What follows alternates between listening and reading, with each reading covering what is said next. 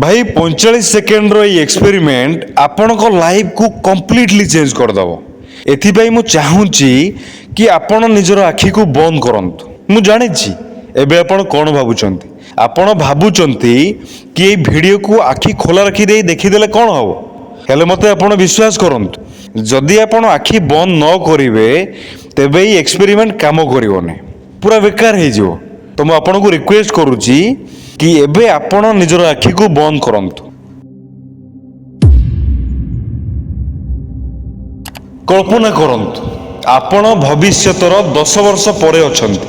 आपण को लाइफ बिल्कुल सेमिति नाही जेमिति आपण चाहुथिले। आपण को पाखरे गोटी एमिति चाकरी अछि जहा को आपण घृणा करंती। आपण निज पाखाकर लोक मानकु घृणा करंती। आपण को निज शरीर पसंद नाही। कहिबा को गले आपण टोटाली ऊपरे निज लाइफ को नहीं खुशी नहांती। आपण निज लाइफ को सतरे घृणा करूचंती। दिन राति 3:30 पाखापाखि आपण निज मोबाइल को स्क्रॉल करुवा समय रे निजर गोटे 10 वर्ष तलर पुराना फोटो को देखिले।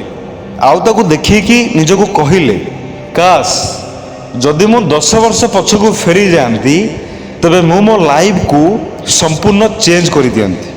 जदि एबे मते एई सुजोग दिया जानता आउ मु 10 वर्ष पछकू फेरी पारंती तबे सब किछि अलग हो जानता। आपण भगवान को से सुजोग देवा पाई गुहारी कले। एबे निज आखि खोलंतु।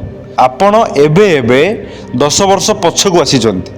एही सुजोग पाई गुहारी करुथिबा समस्त लोक मानक भितरु भगवान केवल आपण ही एही सुजोग देइचंती। भाई एबे मते कहंतु कि एही सुजोग सहित आपण कोन करिवे? कमेंट करंतु।